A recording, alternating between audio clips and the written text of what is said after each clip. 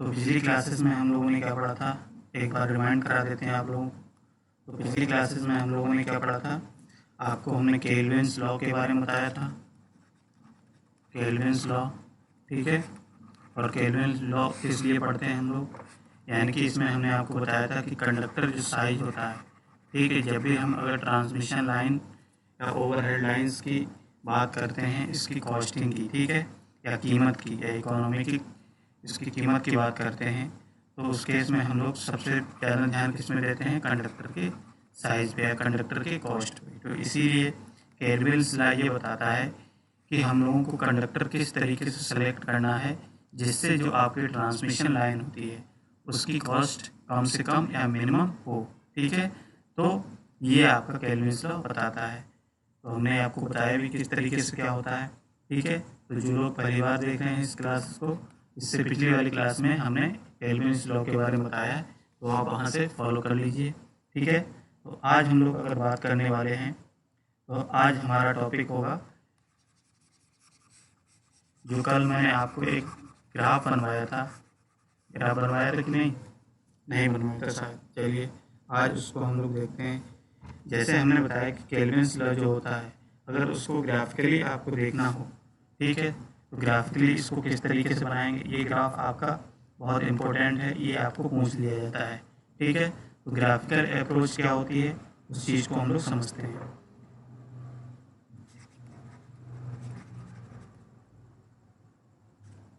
Graphical illustration, heading डालिए सभी लोग, illustration of Kelvin's law, of Kelvin's law, ठीक है, सभी लोग हेडिंग डालेंगे। तो अब हम लोग देखते हैं जो केल्विन्स लॉ हम लोगों ने पढ़ा है, ठीक है, पिछली क्लास में। तो उस केल्विन्स लॉ का अगर ग्राफ के फॉर्मेट में इसको हम बनाते हैं, एक ग्राफिकल अप्रोच से देखें, तो इस ग्राफिकल अप्रोच से इसका ग्राफ किस तरीके से बनेगा, ठीक है। अगर हिंदी में एडिंग आप डालना चाहते हैं तो लिख लीजिए केल्विन्स के नियम का संबंधित वक्र, केल्विन्स नियम, केल्विन्स के नियम का संबंधित वक्र, ठीक है। ये ग्राफ है या वक्र है कह सकते हैं। अब इसका अगर हम लोग बात करें ग्राफिकल रिप्रेजेंटेशन कैसे किया जाता है, तो सबसे पहले हम लोग ग्राफ कैसे बनाएंगे, तो आप क्या करोगे, सबसे पहले तो आप एक्स एक्सिस और वाई एक्सिस बनाओगे। तो मान लिया ये हमारी एक्स एक्सिस है और ये हमारी वाई एक्सिस है। तो एक्स एक्सिस में हम लोग क्या करेंगे, हम एरिया ऑफ कंडक्टर को एज्यूम करेंगे। ये जो ग्राफ होगा हमारा इस तरीके से, ये हमारा वो एरिया ऑफ कंडक्टर, ठीक है। और इस तरीके से जो वाई एक्सिस में होगा उसको हम बनाएंगे क्या, टोटल कॉस्ट ऑफ कंडक्टर। तो इधर साइड क्या होगा, टोटल कॉस्ट ऑफ कंडक्टर, ठीक है। इतना बना लीजिए आप लोग। फिर अब देखिए इस ग्राफ को बनाने के लिए हमने आपको केल्विन्स लॉ बताया। तो केल्विन्स लॉ में हम लोगों ने एक डेरिवेशन सॉल्व किया था, और डेरिवेशन में हमने आपको क्या बताया था कि आपकी केल्विन्स लॉ में दो कॉस्ट को इंक्लूड किया जाता है। पहली कॉस्ट क्या हमने बताया था कि आपकी एक फिक्स्ड कॉस्ट होती है, ठीक है, कंडक्टर के लिए एक फिक्स्ड कॉस्ट होती है। दूसरी जो हमने बताई थी एक रनिंग कॉस्ट होती है, यानी कि आपका जो ऑपरेशन में होता है तो उस केस में रनिंग कॉस्ट कितनी होती है, तो उस चीज़ को हमने बताया था कंडक्टर के बेसिस पे। तो फिक्स्ड कॉस्ट की अगर बात करें, ठीक है, तो यहाँ से देख लीजिए फिक्स्ड कॉस्ट हमने क्या एज्यूम किया था, C1, ठीक है। और ये C1 किसके प्रोपोर्शनल निकला था, C1 प्रोपोर्शनल था किसके, area of cross sectional area, ठीक है। यही हमने सॉल्व किया था, बताइए। और रनिंग कॉस्ट जो था वो हमने क्या निकाला था, C2 एज्यूम किया था, और C2 किसके प्रोपोर्शनल बताया था, 1 एरिया। यही रिलेशन आपको देखा है ना। तो इस तरीके से हमने देखा कि हमारा जो रनिंग कॉस्ट होती है वो इन्वर्सली प्रोपोर्शनल होती है किसके, क्रॉस सेक्शनल एरिया के। ये यहाँ पे क्या है, क्रॉस सेक्शनल एरिया, ठीक है। तो ये हमारी क्रॉस सेक्शनल एरिया है।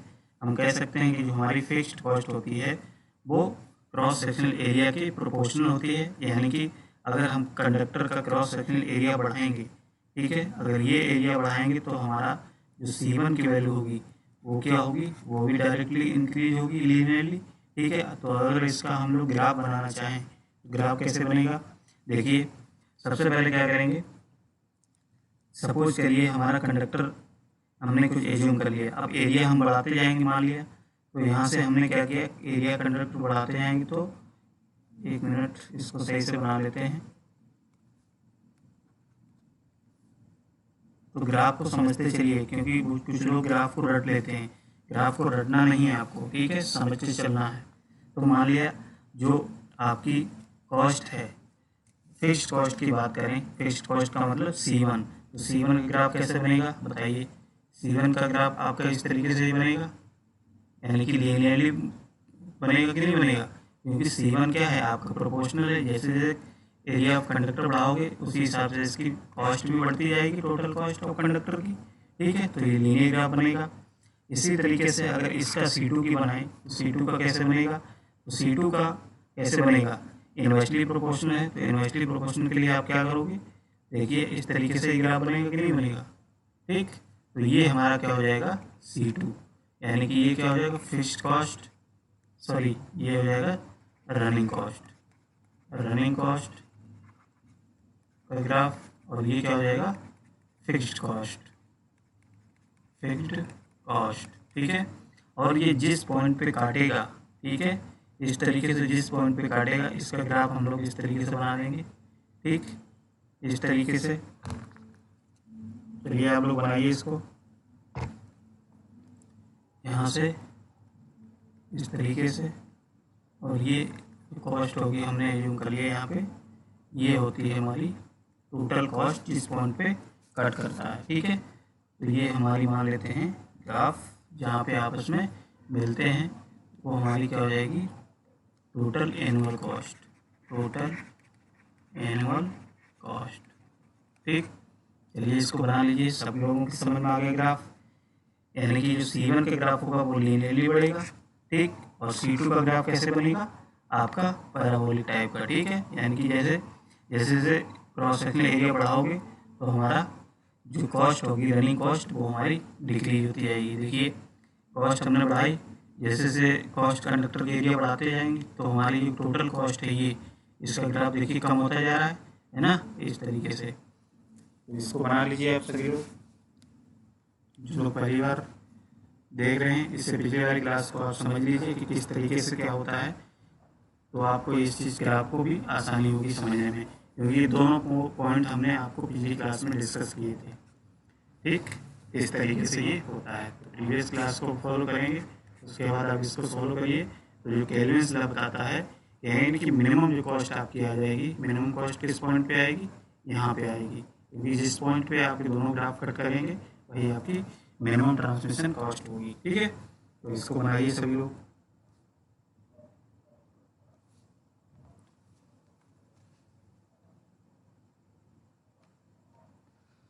जिन लोगों को PDF नोट चाहिए है तो PDF नोट्स के लिए आप लोग टेलीग्राम चैनल को फॉलो कर सकते हैं, ठीक है। टेलीग्राम चैनल क्या है USP, इसको जाकर के वहाँ से फॉलो कर लीजिए, तो आपको जो भी क्लास हमने कराई है उसका PDF नोट्स आपको वहीं पे प्रोवाइड करा दिया जाएगा, ठीक है। चलिए आप देखिए, ये तो हमने बात कर ली कि ग्राफिकल अप्रोच से हम अगर केल्विन लॉ को फाइंड आउट करें या निकालें तो किस तरीके से निकाल सकते हैं, कैसे बना सकते हैं, तो ये हमारा ग्राफ हो गया। अब अगर हम लोग बात करते हैं कि जो केल्विन्स लॉ हमने पढ़ा था, यानी कि जो ट्रांसमिशन लाइन की अगर कॉस्ट की बात करें, जो एनुअल कीमत की बात करें, तो ये बेसिकली हमारा इस तरीके से कंडक्टर को सेलेक्ट करना है, एक कंडक्टर के साइज को इस तरीके से सेलेक्ट करना है कि हमारा जो कॉस्ट है टोटल ट्रांसमिशन लाइन का वो कम से कम रहे, ठीक है। तो अब देखिए केल्विन्स लॉ यही बताता है।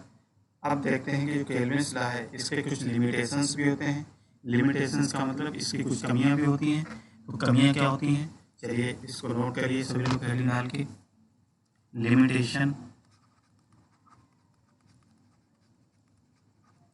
Of Kelvin's law. तो लिमिटेशन क्या होती है केल्विन्स लॉ की, यानी कि हम कह सकते हैं केल्विन्स लॉ की कमियां, ठीक है। कमियां अगर हम लोग देखें लिमिटेशंस क्या होती हैं, तो देखिए जब भी हम केल्विन्स लॉ की बात करते हैं तो इसमें हम लोग अगर पहला बात करें कि केल्विन्स लॉ का, तो जब भी एस्टिमेशन जब निकाला जाता है, ठीक है, तो उसमें जो लोड का कर्व होता है अगर प्राप्त होता है तो उससे हमारा क्या होगा, जो इसके बिना जो लॉसेस होते हैं, ठीक है, उसका हम एस्टिमेशन नहीं कर पाते हैं। केवल जो लॉसेस होते हैं उसका एस्टिमेशन नहीं कर पाते हैं। एस्टिमेशन की जब गणना करते हैं तो लोड कर्व जो ग्राफ बताते हैं केवल कंडक्टर की साइज को बताते हैं, ना कि इसके लॉसेस को बताते हैं, ठीक है। तो पहला पॉइंट तो ये हो गया। दूसरा पॉइंट ये है कि अगर केल्विन्स लॉ यूज करते हैं तो केल्विन्स लॉ क्या कहता है कि कंडक्टर की साइज को बताता है, यानी कि कंडक्टर की साइज को बताएगा और कंडक्टर की साइज बताएगा। लेकिन ये जो कंडक्टर में जो करंट फ्लो होती है, कंडक्टर में जो करंट अगर फ्लो होती है मान लिया, तो करंट की कैपेसिटी यानी कि कह सकते हैं कितनी करंट फ्लो हो रही है, इस करंट की कैपेसिटी को ये इस लॉ नहीं बता पाता है, ठीक है। तो ये भी क्या है, डिसएडवांटेज कह सकते हैं या लिमिटेशन कह सकते हैं इस चीज़ का।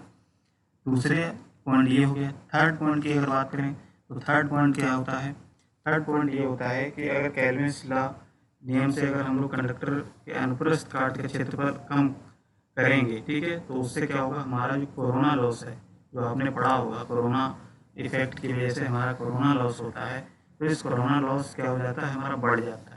अगर हम कंडक्टर को ज़्यादा कम करेंगे, कंडक्टर की साइज को कम करते जाएंगे, तो जब हम 33 kV से ऊपर लाइन को यूज़ करते हैं या तो उस केस में क्या होगा, हमारा जो कोरोना लॉस होगा वो बढ़ जाता है। इससे हमारा क्या होगा, जो कोरोना लॉस बढ़ेगा तो उससे हमारी जो लाइन की क्षमता होगी या इफिशियंसी होगी वो कैसी हो जाएगी, घट जाएगी। यानी कि अगर शॉर्ट में लिखना चाहें तो क्या हो जाएगा, यानी कि कंडक्टर का साइज की बात करें, ठीक है, या क्रॉस सेक्शन एरिया की बात करें, क्रॉस सेक्शन एरिया की बात करें, अगर इसको अगर हम लोग क्या करते हैं, कॉस्ट को कम करने के लिए इसको अगर कम करते जाएंगे तो इसको कम करने से क्या होगा, हमारा हमारा क्या होगा, कंडक्टर में कोरोना कोरोना लॉस होगा, कोरोना इफेक्ट के कारण। और कोरोना लॉस होगा तो उससे हमारा क्या होगा, जो लाइन की इफिशियंसी होगी, जो ट्रांसमिशन लाइन की इफिशियंसी होगी या क्षमता होगी या दक्षता होगी, वो क्या होगी, वो भी हमारी कम हो जाएगी। तो ये भी एक डिसएडवांटेज है, ठीक है। इतनी बात समझ में आ गई। अभी जितनी बात हमने आपको लिमिटेशंस बताएं, इन लिमिटेशंस को आप 1 बाय 1 करके लिख लीजिए, ठीक है। इसको हम आपको बोल दे रहे हैं, ठीक है। चलिए नोट करिए सभी लोग, लिखिए। तो पॉइंट नंबर फर्स्ट में लिखेंगे आप सभी लोग, क्या लिखेंगे, पॉइंट फर्स्ट लिमिटेशंस में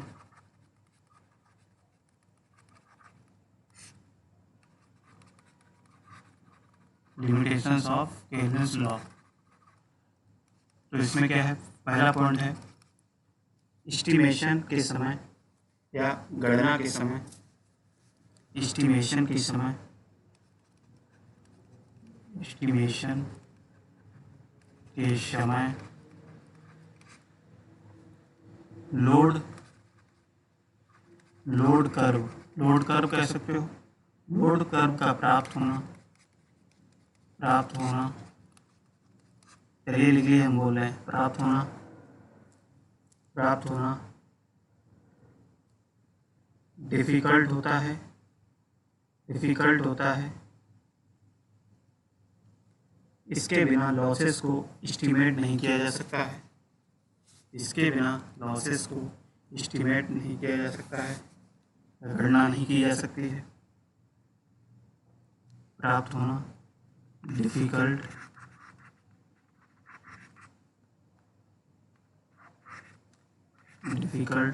होता है, इसके बिना लॉसेस को एस्टिमेट नहीं किया जा सकता है,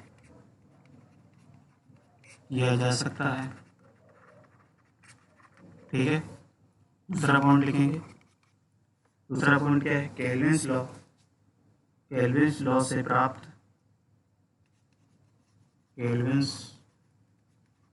से प्राप्त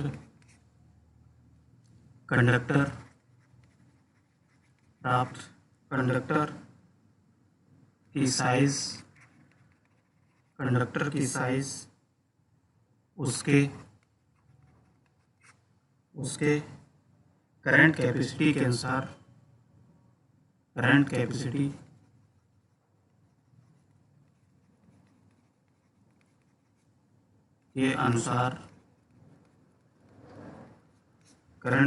के अनुसार नहीं होती है। ठीक है, नेक्स्ट पॉइंट लिखिए। थर्ड पॉइंट क्या है लिमिटेशन में? थर्ड पॉइंट है केल्विन्स लॉ से, चलिए हम बोल रहे हैं, लिखिए आप लोग, केल्विन्स लॉ से चयन किए गए कंडक्टर की केल्विन्स लॉ से चयन किए गए कंडक्टर की क्रॉस सेक्शनल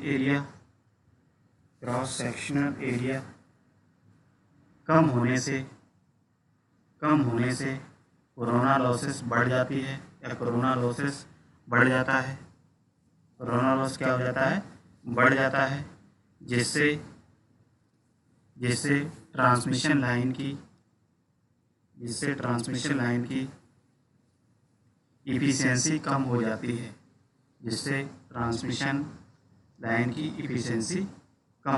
है।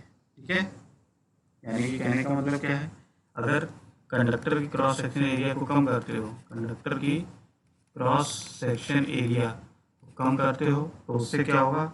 हमारा कोरोना लॉस बढ़ने का चांसेस होगा। हमने बताया कि जितना एरिया कम होगा उतना कोरोना लॉस होता है कंडक्टर में, तो ये कोरोना लॉस क्या होगा? ये हमारा बढ़ेगा, और ये कोरोना लॉस बढ़ेगा तो उससे क्या होगा? हमारा जो इफिशिएंसी होगी लाइन की, ठीक है, लाइन की इफिशिएंसी होगी वो क्या हो जाएगी?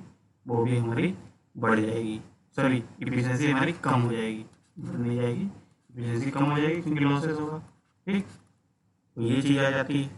समझ में आ गया सब लोगों के? बताइए, कोई डाउट हो तो बताइए, कमेंट में लिखिए अगर समझ में आ गया हो तो ये तो लिमिटेशंस थे केल्विन्स के। ठीक, आप केल्विन्स लॉ का इसी लिमिटेशंस के कारण ही हम लोग क्या करते हैं, एक और मॉडिफाइड लॉ को पढ़ते हैं।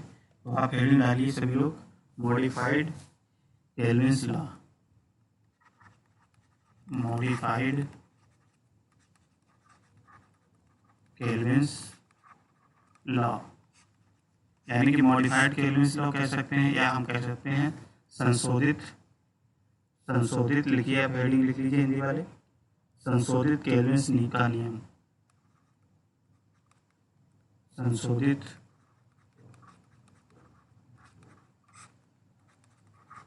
केल्विन्स का नियम। ठीक है, तो देखिए संशोधित या मॉडिफाइड केल्विन्स लॉ क्या कहता है कि जैसे कि हम जानते हैं केल्विन्स लॉ में हमने क्या देखा कि अगर कंडक्टर की साइज की बात की जाती है, जब भी हम उसके एस्टिमेशन की बात करते हैं तो हम उस टेबल क्या देखते हैं कि उसमें कंडक्टर के साइज के बेसिस पे देखते हैं। लेकिन आप जानते हैं कि जब भी ट्रांसमिशन लाइन बनाई जाती है तो उसमें कंडक्टर के साथ साथ में कुछ और भी इंस्ट्रूमेंट्स होते हैं। जैसे क्या क्या इंस्ट्रूमेंट्स होते हैं आपको पता है? जैसे सपोर्टिंग स्ट्रक्चर हो गया। सपोर्टिंग स्ट्रक्चर की बात करें तो सपोर्टिंग स्ट्रक्चर का मतलब क्या है? आपके टावर हो गए, ये हो सकता है पोल। ठीक है, तो ये सपोर्टिंग स्ट्रक्चर में आता है। और अगर बात करें, जैसे इसी के साथ में आपने देखा होगा इंसुलेटर्स भी होते हैं। ठीक है, यानी कि इंसुलेटर्स भी होते हैं। तो केल्विन्स लॉ क्या बताता है? सपोर्टिंग स्ट्रक्चर हो या इंसुलेटर्स हो, इन सब की कॉस्ट के बारे में ये हमको नहीं बताता है। तो इसीलिए क्या होता है, मॉडिफाइड केल्विन्स लॉ की ज़रूरत पड़ी हमको, क्योंकि हमको एस्टिमेशन पूरा ट्रांसमिशन लाइन का करना है। तो ट्रांसमिशन लाइन करने के लिए हम जानते हैं ये सारी चीज़ें भी आती हैं।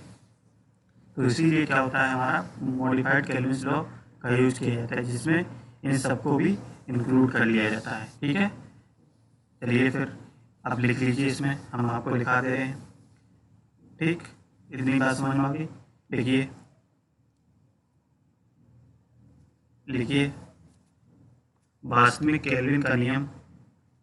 वास्तविक यानी जो पहले वाला केल्विन का नियम है, वास्तविक केल्विन का नियम सहायक ढांचे का मतलब जिसको ढांचे एक तरीके से कह सकते हैं जो सपोर्टिंग स्ट्रक्चर होता है। सहायक ढांचे ब्रैकेट में लिखो सपोर्टिंग स्ट्रक्चर। वास्तविक केल्विन का नियम, सपोर्टिंग स्ट्रक्चर, कॉमा इंसुलेटर्स इत्यादि खर्चों की कीमत की गणना नहीं करता है, इत्यादि खर्चों की या कॉस्ट की कीमत की गणना नहीं करता है। यह केवल, आगे लिखो, आगे लिखिए सभी लोग, यह केवल कंडक्टर की लागत पूंजी तथा उस कीमत की ब्याज या इंटरेस्ट की गणना करता है, ब्याज या इंटरेस्ट की गणना करता है।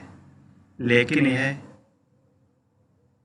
यह लाइन के इंस्टॉलेशन की गणना नहीं करते, लेकिन यह लाइन के इंस्टॉलेशन की गणना नहीं करते। यानी कि जो लाइन हम लोग बनाते हैं, ठीक है, ट्रांसमिशन लाइन बनाते हैं, तो उस ट्रांसमिशन लाइन की पूरी गणना ना करके ये केवल क्या करते हैं, कंडक्टर का गणना करेंगे और कंडक्टर के साथ में जो भी आपके इंटरेस्टेड होंगे उसमें, ठीक है, जैसे इंटरेस्ट ब्याज वगैरह लगता है कंडक्टर खरीदने में, ठीक है, तो उस केस में ये सारी चीज़ें इंक्लूड होती हैं और सपोर्टिंग स्ट्रक्चर हो गया, इंसुलेटर हो गया, इनका इंक्लूड नहीं करते इनको। ठीक, इतनी बात समझ में आ गई। आगे लिखिए सभी, इस कीमत की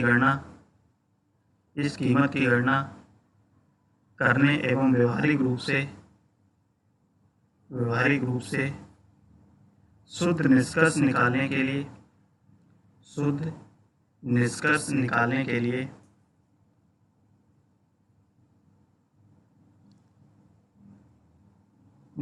लिए प्राथमिक लागत को दो भागों में बांटा गया है।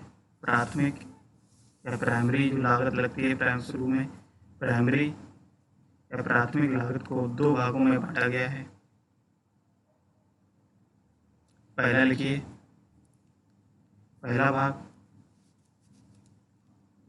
क्या है, पहले भाग में क्या बताया गया है, पहला भाग है, उसमें लिखिए क्या है, जो कंडक्टर के, पहला भाग क्या बताता है, जो कंडक्टर के आधार पर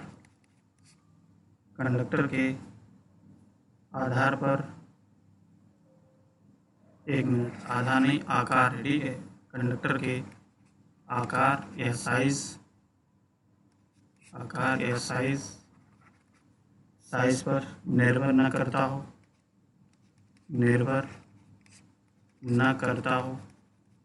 ठीक है, न करता हो। दूसरा क्या है, पहला भाग तो ये बताता है, दूसरा भाग ये बताता है, देखो दूसरे भाग में क्या है, आगे लिखो, जो कंडक्टर के साइज पर निर्भर करता है। दूसरा भाग बताता है कि कंडक्टर के साइज पर निर्भर करेगा, कंडक्टर के साइज पर निर्भर करता है, ठीक है। आगे लिखिए, ओवरहेड ट्रांसमिशन लाइन में इंसुलेटर की कीमत, ओवरहेड ट्रांसमिशन लाइन में इंसुलेटर की कीमत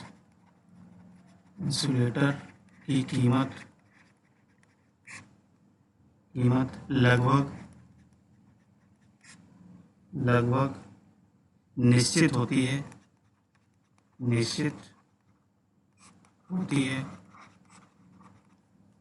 आगे लिखिए, तथा सहायक ढांचे की बात करते हैं तो सहायक ढांचे का मतलब क्या है, जो सपोर्टिंग स्ट्रक्चर है, जैसे टावर हो गया, पोल हो गया, ठीक है, तो सहायक ढांचे या सपोर्टिंग स्ट्रक्चर, कॉमा निर्माण की कीमत आंशिक रूप से कांस्टेंट या नियत होती है,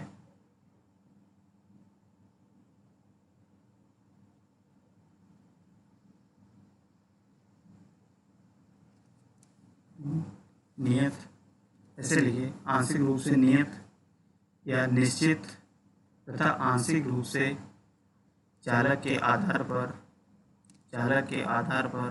निर्भर करती है, चालक के आधार पर निर्भर करती है। ठीक है, लिख लीजिए, चालक के आधार पर निर्भर करती है। आगे लिखिए, अतः संशोधित केल्विन्स के नियम के अनुसार, अतः संशोधित केल्विन्स के नियम के अनुसार, संशोधित केल्विन के नियम के अनुसार वार्षिक शुल्क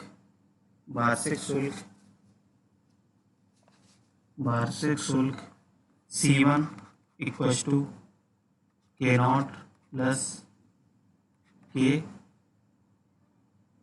C0 अपॉन K1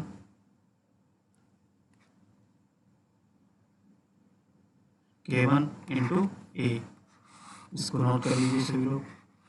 ठीक है, क्या हमने बोला, अतः संशोधित केल्विन, संशोधित का मतलब जो मॉडिफाइड लॉ है, इसके अनुसार क्या होता है, जो वार्षिक शुल्क जो इंक्लूड किया जाता है उसकी कॉस्ट क्या होती है, C1 equals to K0 plus C1 है। ठीक है, तो K0 क्या शो करता है, यहाँ पे K0 शो करता है जो इंसुलेटर की कॉस्ट होती है, लिख लीजिए, इंसुलेटर कॉस्ट। ठीक है, ये क्या शो करता है, K0 इक्वल्स टू, हम कह सकते हैं कि जो इंसुलेटर कह सकते हो या इंसुलेशन कह लो, एक ही बात है। ठीक है, तो इंसुलेशन लिख लीजिए यहाँ पे, इंसुलेशन कॉस्ट। ठीक है, इंसुलेशन कॉस्ट, और C1 जो रिप्रेजेंट करता है वो हमने आपको क्या बताया, C1 लिखिए, conductor cost plus interest plus depreciation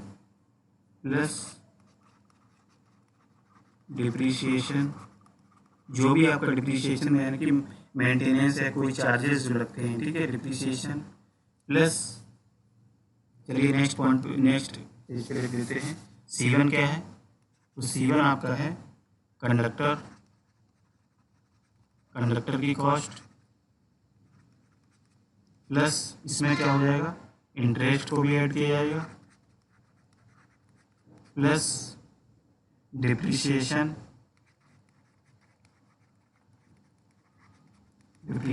cost plus supporting structure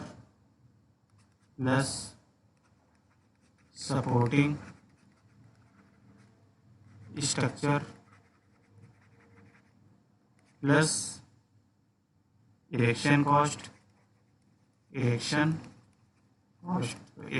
का मतलब जो आप लाइन को बिछाते हो, जो लेबर चार्ज वगैरह होते हैं। ठीक है, इरेक्ट करने के लिए, जो बिछाने के लिए जो कॉस्ट लगती है, लेबर चार्जेज वगैरह, तो इसमें भी आपके C1 ये होता है। ठीक है, मॉडिफाइड लॉ में। लेकिन जहाँ पे हम केल्विन्स लॉ केवल पढ़ते थे, वहाँ पे क्या था, C1 हमारा केवल आपका फिक्स्ड कॉस्ट रहती थी, वहाँ पे कंडक्टर की कॉस्ट और इंटरेस्ट केवल। लेकिन यहाँ पे क्या है, हमारी कंडक्टर कॉस्ट के साथ साथ में इंटरेस्ट प्लस डिप्रिसिएशन, जो भी आपका मरम्मत वगैरह जो आती है, ठीक है, या मेंटेनेंस चार्ज होता है, प्लस सपोर्टिंग स्ट्रक्चर, जो भी टावर होता है। ठीक है, टावर कह सकते हो या पोल कह सकते हो, जो कंडक्टर को सपोर्ट करने के लिए, प्लस इरेक्शन कॉस्ट, जो उसको खींचते हो, जो आपको लेवल लगा करके उसको बिछाते हो एक तरीके से, तो वो इरेक्शन कहलाता है, तो इरेक्शन चार्ज लगता है। ठीक है, तो इसका जो ग्राफ देखेंगे, तो इसका ग्राफ भी बना लीजिए इसका। ठीक, इसका ग्राफ कैसे बनेगा, तो सेम ग्राफ बनेगा, थोड़ा वो चेंज रहेगा। तो ये हमारी क्या है, क्रॉस सेक्शन एरिया है। ठीक, ये हमने यूज कर लिया, cross section area of conductor. ये हमारी कॉस्ट है कंडक्टर की, कॉस्ट ऑफ कंडक्टर। ठीक है, यही होता था। अब यहाँ पे जो आपका K0 हमने बताया, K0 क्या है, इंसुलेटर, तो ये फिक्स्ड कॉस्ट है, तो ये हम क्या मान लेते हैं, कांस्टेंट कॉस्ट मान लेते हैं। तो इसका ग्राफ हम K0 यहाँ पे लिख देते हैं, तो ये कांस्टेंट है। अब जो आपका ग्राफ बनेगा वो लीनियरली कहाँ से बढ़ना स्टार्ट करेगा, यहाँ से। वहाँ पे क्या था, ओरिजिन से, यहाँ से स्टार्ट होता था, लेकिन यहाँ पे इससे होगा, यहाँ से होगा। क्यों होगा, क्योंकि K1 हमने इंक्लूड किया है सपोर्टिंग स्ट्रक्चर और इंसुलेटर के बारे में। ठीक है, तो ये हमारा क्या है, ये फिक्स कॉस्ट है इसकी। तो यहाँ से हमारा क्या बढ़ना स्टार्ट करेगा, C1 की जो कॉस्ट, ये क्या हो जाएगा C1 ग्राफ, और ये हमारा ये क्या हो जाएगा, ये C2 का वही रहेगा इस तरीके से। और यहाँ पे अगर हम लोग इसको बात करें, ठीक, तो ये जो ग्राफ आता है बना दीजिए सही से। ये क्या होता है, ये C टोटल कॉस्ट होती है इसकी। ठीक है, और अच्छे से बना लो इसको। चलिए सभी लोग बनाइए इसको। ठीक, ये ग्राफ है हमारा, ये हमारा क्या हो जाएगा, रनिंग कॉस्ट का। ठीक, रनिंग कॉस्ट, ये हमारा फिक्स्ड कॉस्ट, और फिक्स्ड कॉस्ट C1 में हमारा क्या आ जाता है, ये सारी चीज़ें आ जाती हैं। ठीक, चलिए नोट करिए इसको।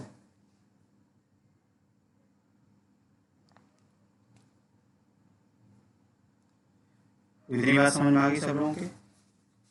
तो इस तरीके से हम लोगों ने आज क्या पढ़ा, केल्विन्स लॉ के लिमिटेशंस पढ़े, मॉडिफाइड केल्विन्स लॉ को देखा। ठीक है, तो इस तरीके से ये हमारा चैप्टर आज पूरा कंप्लीट होता है। अब अगली क्लास में हम लोग क्या करेंगे, एक नया चैप्टर स्टार्ट करेंगे। ठीक है, तो आज के लिए हम लोग इतना ही रखते हैं। ठीक है।